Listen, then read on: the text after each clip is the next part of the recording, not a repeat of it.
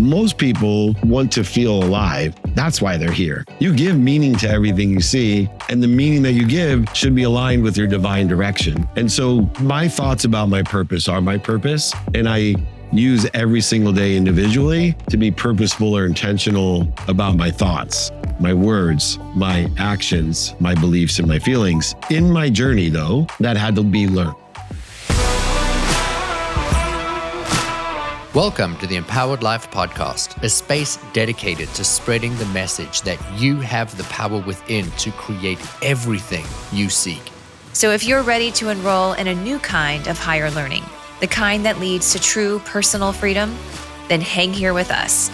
We're your hosts, Rudi and Riekstins, and this is the InPowered Life. I'm David Meltzer, and we're here at the greatest stadium ever built, SoFi Stadium. It's amazing what money will buy, $5.5 billion, including a $1 billion screen with the unbelievable Justin Herbert and other Chargers behind us. But it's bigger stages and bigger people that give us a greater impact. And talking about a greater impact, I have my amazing friend, Rudi Riekstins, here with me. Rudi, thank you for joining me. I greatly appreciate being here. Thank you so much. Well, you and I share a similar space. Your intention is to help other people. You coach, you consult. Your mission, though, is much bigger than just a business of helping other people. For you, you obviously come from a corporate background, humble beginnings. When did you make the shift to have a mission-based professional life beyond the personal mission that you're on? I'm going to answer your question slightly differently. I was 16 years old, sitting in a high school gymnasium. A business coach came and stood up on the stage to motivate the kids. And it felt like this power, this force, I'm going to call it God, it turned all the lights off. It was him and it was me. And I just knew that was what I was going to do with my life. And at 16? At 16. What was it you liked about the business coach? You know, it wasn't the business coaching. He was motivating and inspiring kids, but he really touched my soul. Like every hair on my body stood electrified. And I was like, this is what I will do with my life. I'm going to motivate people. Do you remember any quotes that he had or anything that he said? You know, I'm going to say the token you can have and be and do and achieve anything. And it resonated because I didn't believe that I was qualified or worthy to have it or be able to do anything. And so I hung my hat on, that's what I want to do. But I didn't feel good enough. And so in the room, I was motivated. And at the end of the event, I was motivated. And then I went home and I became who I was because I was that person longer. It took me 20 years from that day to take my first stage. And a period in between that was going into work, going into business. Why I resonate with you so much, David, is like at 25, I made my first million because I was wanting to be successful. I believed that was where my worth was. And so I worked 7 days a week, 20 hours a day. I bought the cars, the house, the things, thinking this was going to give it to me. And I still didn't have what I wanted. I felt like that little insecure boy. And I was headhunted in North America and went into corporate arena, very different environment than what I was used to in South Africa. I was an entrepreneur. I had 3 businesses at the time. And when I made that transition, I decided what I wanted to do was to go in and create the greatest impact with the people I was working with. I wasn't overly concerned with the job or the paycheck. It was like, can I just impact these people? And it was just the most beautiful experience to watch everyday people who show up to work, who didn't have passion, purpose, or meaning in what they were doing. They were there for a paycheck, all of a sudden come alive. And it was just such a beautiful testing ground. And that's when I stepped into my purpose. And in between stepping into your purpose from 16 to 36, there was times, I'm sure, that you started to see patterns that created a longer distance of resistance in your life, patterns that created interference, patterns that accelerated you in the wrong direction. In the analysis, looking back, what are some of the patterns that you think you energetically and genetically inherited that caused you to waste 20 years outside of your purpose? Or I shouldn't say waste, take that 20 years instead of 10 or 5. I used to look at life like I was a victim and everybody else had to change and I wasn't the one that needed to change. And that was the pattern. So no matter what room I was in, no matter what business I was in, it was my partner's fault. It was my parents' fault. It was the teacher's fault. It was opportunity. It was because of where I was from or what I did. And I started to make those shifts or corrections within myself. That was where really my journey, where I started taking accountability for who am I and how do I show up. And when I did that, it changed everything in the business or with the people I was working with or with the relationships that I was having. But the pattern was really just of me putting blame outside of myself versus putting inside of myself. My podcast today is InPowered Life. My community is InPowered Life because we have the power within. But I spent, probably close to 30 years looking externally for something to solve what was wrong internally. Yeah, certainty only exists within. You can't find outside of you what you can't see inside of yourself, which leads me to the next question, which is, I talk about limiting ourselves.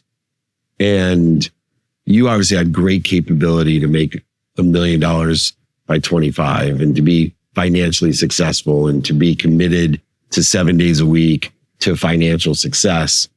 But there's certain limits that we put on ourselves, even when we're successful in a comparative way. Other people say, oh my gosh, he's amazing. But I know from personal experience that the limits come from either meaning from the past, some defining moment of the past, mistake, failure, setback, or parents, whatever it be, or it comes from a limitation in imagination or self-image. In what scenario did you find yourself limiting yourself either from the meaning of the past or limiting yourself through your own self-image, or both? Such a powerful question. So I was 6 years old when I walked into school for the very first time, and the teacher said to me, hey, are you Cole's brother? And I said, yes, I am, because I was new in school. And she said to me, great, if you're as stupid as your brother, you're going to spend the whole year on the dunce's chair. And so she made me go and sit on the stupid chair.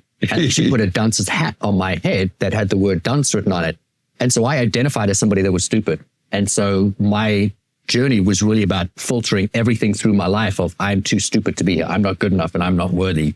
And that pattern really showed up. I mean, still to this day, it doesn't go away. It's just how long do you stay in that state where you feel like, hey, is this really true? Am I not? And that really was my story, was most certainly my environment, my family, my friends, my relationships. You spoke about creating success. And when I had money, I had a girlfriend cheating on me. I had business partners stealing from me. I had friends that would call me and say, hey, can I borrow money, and never give it back? Like, I just allowed people to take advantage of me because I felt like, hey, I'm the stupid guy and I need to show my worth through how hard I work or how much money I have, and not through my relationship. So you said something interesting that I agree with, which is that certain things are genetically and energetically inherited and they don't go away. So for example, danger in habit building is people say that it takes 21 days to change or to build a habit, which is true in the conscious. You need to be repetitive for about 21 days or more in order to start a habit to form in your subconscious. But if your unconscious competency, if your DNA, genetic and energetic inheritance, has alcoholism, it may be many, many lifetimes until you're not addicted to alcohol. So you need to have daily practices because it never goes away. And so I think alcohol is probably the easiest thing for people to understand, but they don't apply it to feeling not worthy or to a thermostat of some other behaviors that we may have. And they don't see the same thing. So they're fooled by the fact like, oh, I've been doing this for 2 years, so this must go away now. No, because it's genetically in you or energetically in you. So you have to just get better at shortening the distance of resistance. For you, what are some of the advice that you give today to help other people that, one, recognize the genetic and energetic side of it, and two, to get them to practice shortening, like you said, the time that I spend not feeling worthy? We don't have to go very far to look at what it is, because we just have to look at our life. Anything that is in our life is feedback for what's holding us back or what's limiting us or where we're limiting ourselves. The advice that I would give to anybody is to understand who you are, to understand how your mind works, and to where it is that you want to go. I teach a process called priming, which is a 20-minute routine of really biohacking, not our health, but our mindset as to how you can show up to be the most susceptible to change and influence. So the example is, if you woke up in the very first 20 minutes of your day and you picked up your phone and you turned on the news, and God knows there's a lot of things that we could be scared about, we're going to be chemically inducing our body and our brain to look for evidence to reinforce that the world is a dark and dangerous place. If we're going to go to our unconscious mind, it's going to pull up memories, thousands and thousands of memories of every time we've ever been wronged. However, if we were to wake up and very intentionally, carefully, calculatedly plan, how do we want to feel? Who do we want to be? Where do we want to go? And following just a number of steps, then you're going to manipulate the brain, and it's going to alter how your brain's going to think, how your brain's going to feel, how you're going to access information. It changes literally everything in your brain based on that thought or that feeling. And so in a really simplistic form, I would just say, When you wake up in the morning, the most important thing that you need to do is spend the first 20 minutes curating the end result emotion of what you most want your life to feel like. For me, it's awe. I curate the feeling of awe, like suspended in midair, like I just won the lottery, feeling like, oh, and not even how did that happen? Just that feeling of excitement. And if you can hold on to that feeling, it's going to change everything around your body, and then it's going to change your energy, and then it's going to change obviously what you're drawing and attracting into your life. But in order to control our feeling or to manipulate a feeling, to feel a certain way, there's 4 other levels of intention that leads to feeling, which is doing, saying, thinking, and believing. And so within the context of those practices, do you have certain practices in what you do, say, think, and believe in order to feel that awe every day? Hey, it's Riekstins here, and I want to ask you, have you ever wondered if there's more to your life and work than what you're doing right now? What if I told you that the universe is hiring and you were born to fill a role that will bring you true purpose and success? In my new #1 best-selling book, The Universe is Hiring, Discover the Role You Were Born to Fill, I'm going to show you exactly how to step into that role. This isn't just a book full of inspiration. It's a roadmap to help you start shifting into a more fulfilling life right now. You'll get clear on your unique purpose, learn how to align with your strengths, and take actionable steps towards the career and life that truly light you up. If you're ready to make a change and start living the life you were meant for, grab your copy today. Available anywhere you buy your books online or click the link in the show notes. So I very intentionally wake up in the morning and I release any emotion that is built up within my body. And that's an exercise, a practice of being able to release how I was feeling, because we are actually a remembrance of who we were, not who we are. The brain is designed to remind you of who you were, not who you are or who you want to be. And so I release that, detach from the past of who I was. Then I decide who do I want to be. And I go into a meditative state where I'm completely calm, completely still, completely neutral.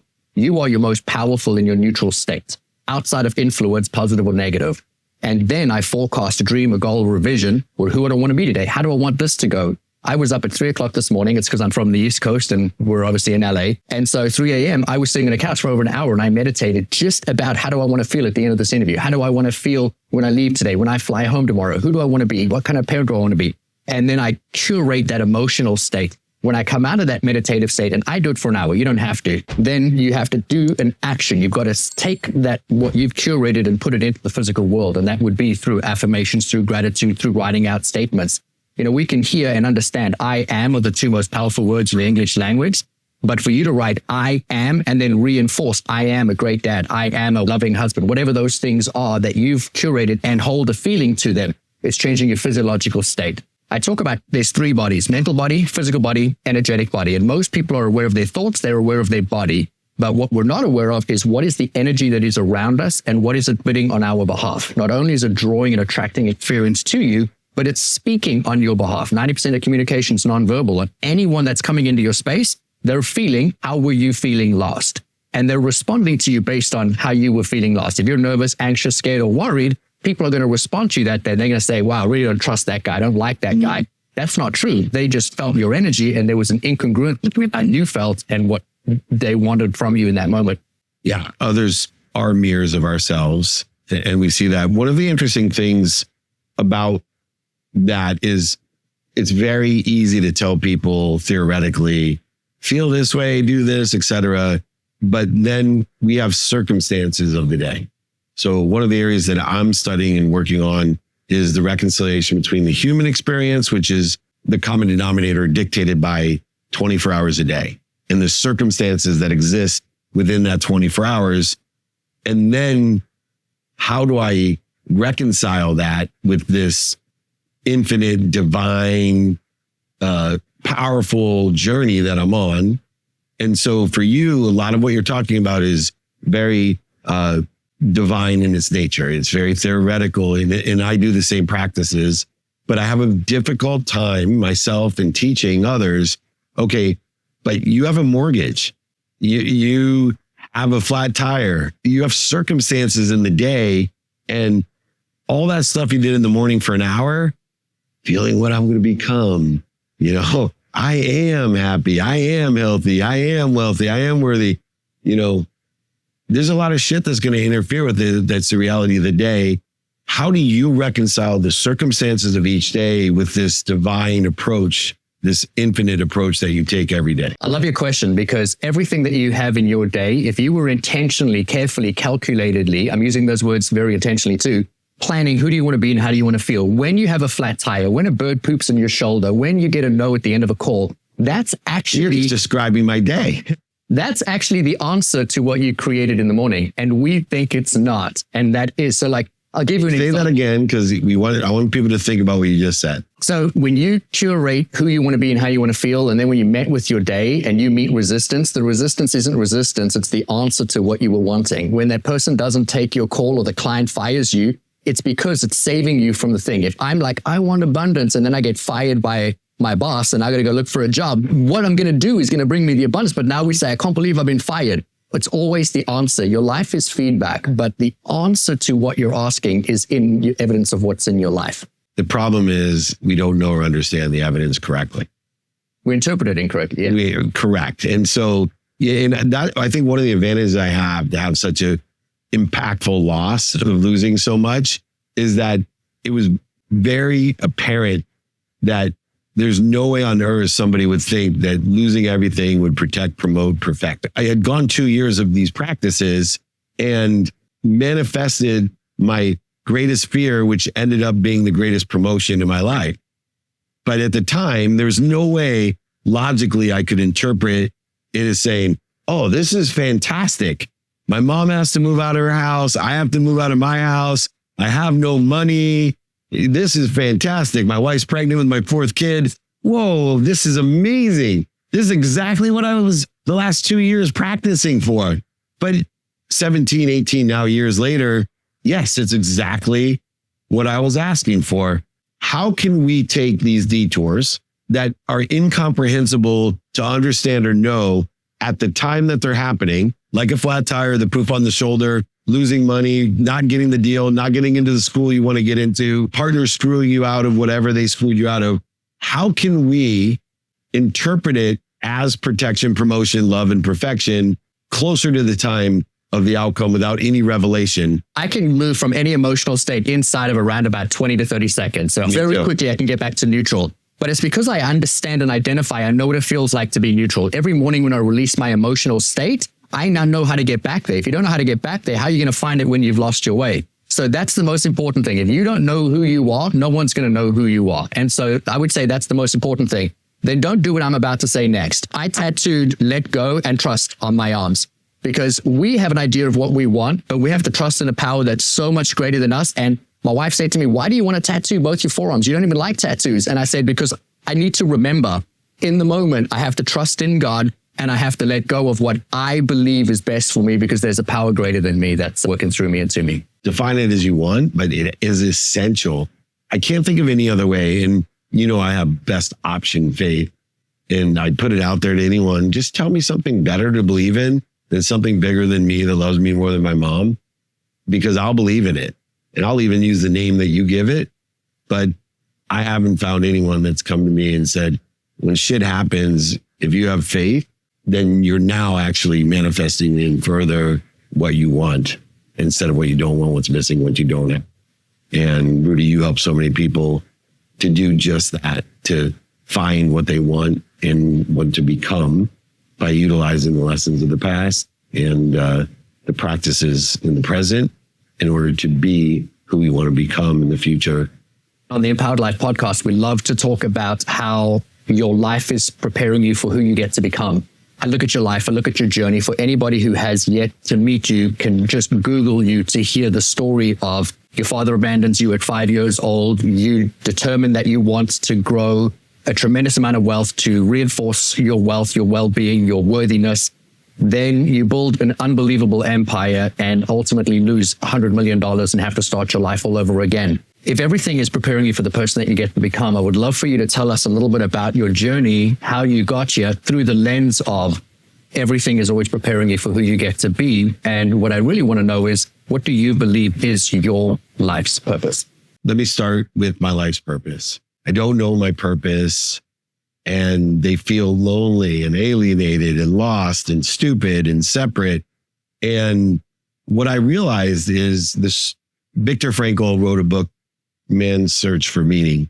It's not man's search for the meaning of life. And people get this confused all the time. He wrote a book called Man's Search for Meaning because your life is not a search for a meaning of life. Your life, you give meaning to your life. And the thoughts about your purpose are actually your purpose. The thoughts about your purpose are actually your purpose. Notating the purpose has to be greater than the pain. But I spent the early part of my life in search of meaning, and I gave it a meaning and didn't know it. Because of my circumstances, I gave it a meaning that I was responsible for my mom. And the only thing that I was missing in my life was financial security. And it was the only thing that caused any pain in my life. Every single thing that caused me pain as a child, I thought was because we didn't have money. That wasn't true, but that's the meaning I gave it. And so what I realized was that most people want to feel alive. That's why they're here. You give meaning to everything you see, and the meaning that you give should be aligned with your divine direction. And so my thoughts about my purpose are my purpose, and I use every single day individually to be purposeful or intentional about my thoughts, my words, my actions, my beliefs, and my feelings. In my journey, though, that had to be learned. And so life was very simple when I was young. I wanted to be rich to buy my mom a house and a car. I wanted to be rich to solve the only pain that I thought was in my life, money. And so when I got money, made $1 million out of law school, exited in 95 for $3.4 billion with Westlaw, worth over $100 million by the time I was 31 years old, running the most notable sports agency in the world. So it's one thing to be rich. It's another thing to be rich with access to things that even billionaires can't afford. It's a very dangerous situation when your thoughts about your purpose is that the more money I have, the less pain I'll have. The more money I'll have, the less pain I'll have. Money buys love and happiness. The more money I have, the less pain I have. And so when you have a lot of money, all of a sudden there's still pain. Now you're like, I don't have a purpose, and you feel empty. And so what I was becoming was something I didn't want to be. And thank goodness that there was 4 people in my life that told me the truth. And I always tell people, I want to be one of the most annoying people in the world. I want to be annoying to my children. I want to be annoying to my community, because 2 things annoy human beings the most. 1, being repetitive, and 2, being honest. Kids hate it. I want to be annoying because I know that's the only way I learned, and it's the only way that you'll learn, is I want to be repetitive and honest. And it may hurt your feelings when I'm repetitive and honest. It might annoy you, but it's the only way that you'll know the skills, you'll have the knowledge of who and what, and the desire to be what you must be. And so my purpose is to maintain an ability to enjoy what I don't like and don't love, what other people don't like and don't love, to enjoy consistently what other people don't like and love, what I don't like and love, persistently without quit, the pursuit each day of my divine direction, my potential, each and every day. My non-negotiable behavior, by the way, has no circumstances can prevent me from my non-negotiable behavior. Sleep, health, family, faith, finance. No matter what happens today, I have a man-made constructive time allotted to it, a minimum amount of time, but it's the non-negotiable behavior that makes the negotiable behavior, makes the non-negotiable palatable. Because human beings don't like what? Repetitive, and they don't like the truths. But in order to get to where we want to be or become, you have to be repetitive and truthful, either with yourself or others. So you have to not only be annoying to others, you have to be annoying to yourself. And so what I'm going to become is circumstantial to the day, but it's an aggregate and acceleration in the outcome exponentially of my consistent behavior. And so for me, it varies my purpose day by day, and the detours that are divine alter my divine direction. But I would say at my core, what I'm becoming is the non-negotiable behaviors that I have according to my sleep, my health, my finance, faith, family. That's what I'm becoming. So you've given us a lot of insight to the answer that I'm expecting to come out of your mouth next, but I'm going to ask the question anyway. So a lot of people, and was most certainly my story, is coming up from humble beginnings and believing that if you have money, then you're going to have worthiness. If you were going to be coaching somebody, what would be your advice if they are looking to create wealth? Find someone who sits in the situation that you want to be in per wealth, health, whatever it is. So we all heard, I'm the chairman of Napoleon Hill Institute, right? The aggregate of the 5 people you spend the most time with, that's what you're going to become. Bullshit. I don't think that's true at all. I think according to subject matter, topic, or expertise, the people that you surround yourself according to the subject matter, topic, or expertise, and according to what position you want to play on that team will determine who you are and what you will become. So meaning, if I was looking at wealth, then I would pick the person who best emulated wealth to me. Elon Musk would not be my mentor because that's not wealth to me.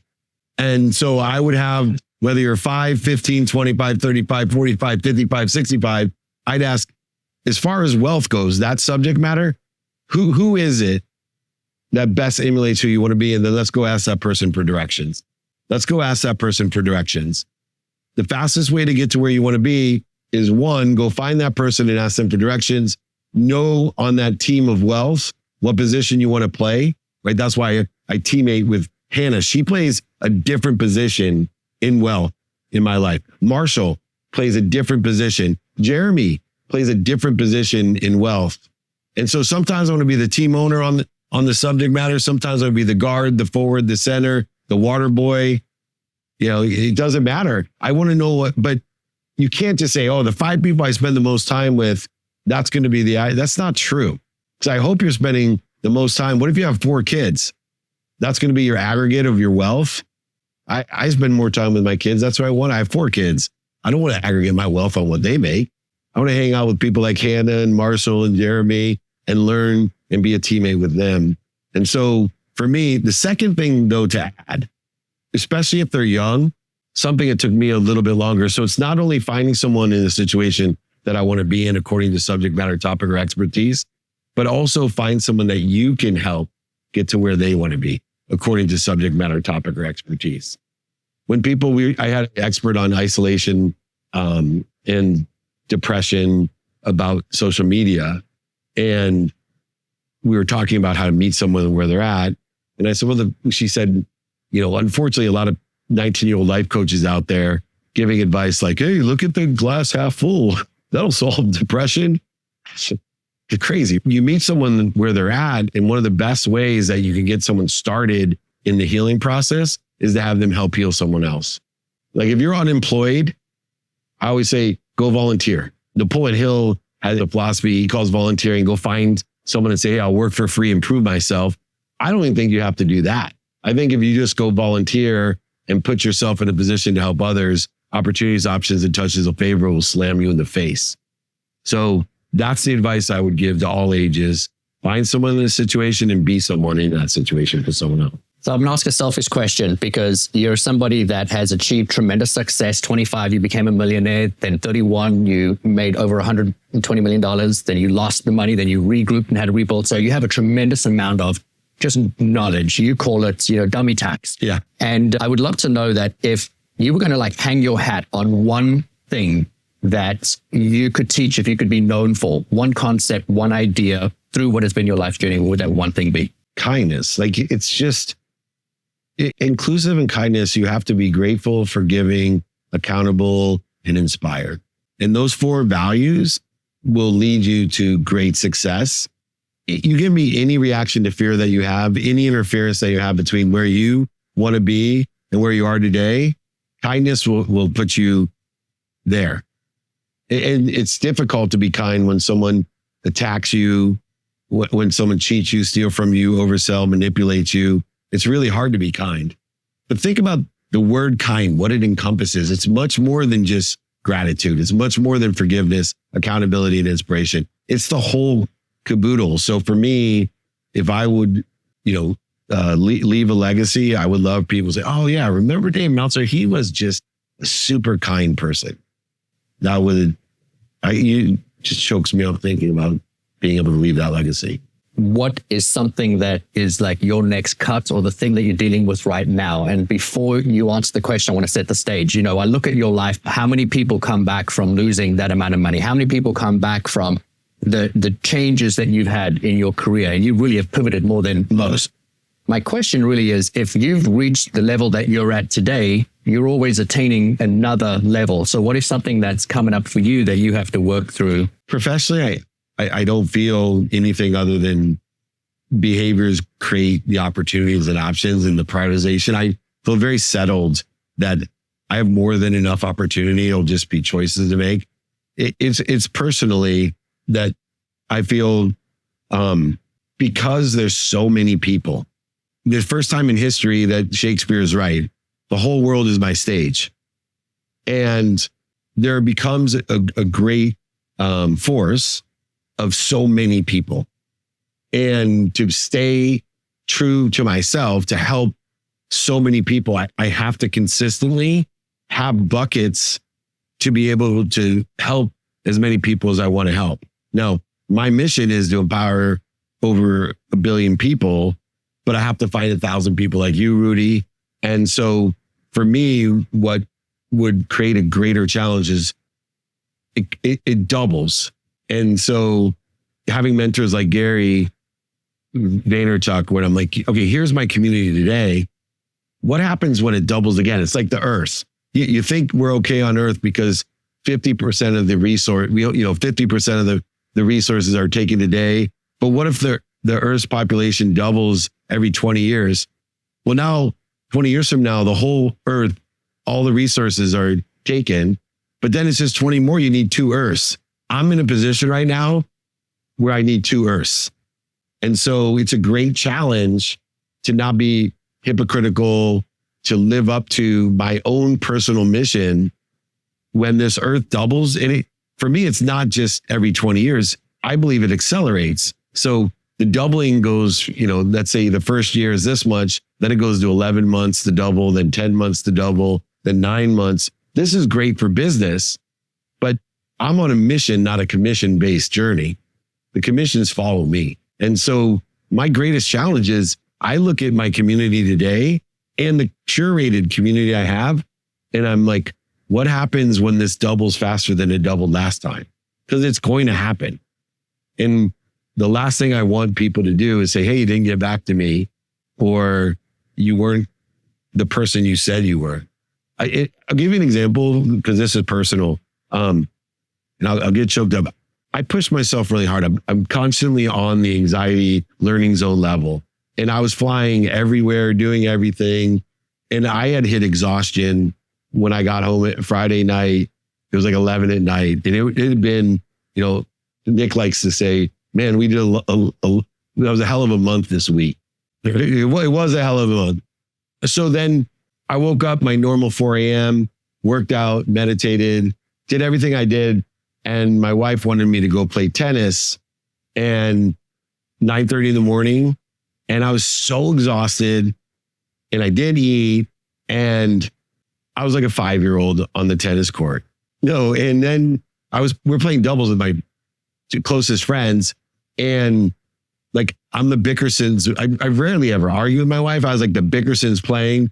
And then I was like way out of control, exaggerating like what was happening, like yelling, and I'm like, you're making fun of me because she's better than me in tennis, which already puts me in a bad position. And then my friend, the guys were all playing on the other court, and here I am playing doubles, and my wife's making fun of me, and then they start laughing, and I think they're laughing at me. So I actually lose my lid, and I'm I take my marbles and went home. And then my friends were like super embarrassed by me, who, by the way, one of my friends, I've changed his life. He read my book. He thinks far too highly of me. We'll break down crying to tell me how much I mean to him. And he's like, I'm like, are you guys coming to lunch? Right? And he's like, no. And I'm like, fuck you. And I like lost it. And because my wife told me they were coming to lunch, but I guess they really weren't. And the whole thing was just a disaster to the point where literally I was like, called my therapist. I'm like, I need to see. That's my biggest challenge because their response was, you're not who you say you are. And that was hard for me to deal with from my friends. I'm not who I say I am. No, I'm who I say I am, but I'm human. And I was hungry, I was exhausted, and I was a dick, and no excuses. I'm accountable, but that doesn't mean that I'm not on my mission, that I'm not living to my purpose, that I'm not trying my best. But yes, I wasn't at my best.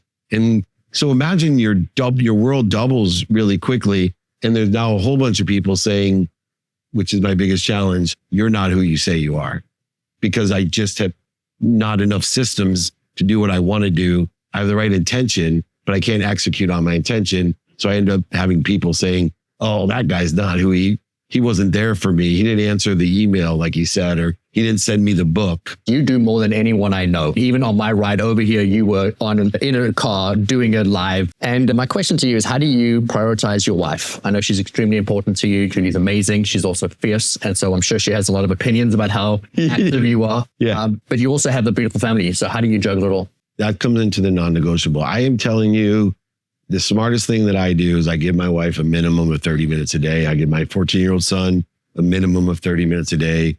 My daughter who's here, all three of my daughters get a minimum of 2 minutes a day. I've offered 5. They negotiated down to 2. Times and energy.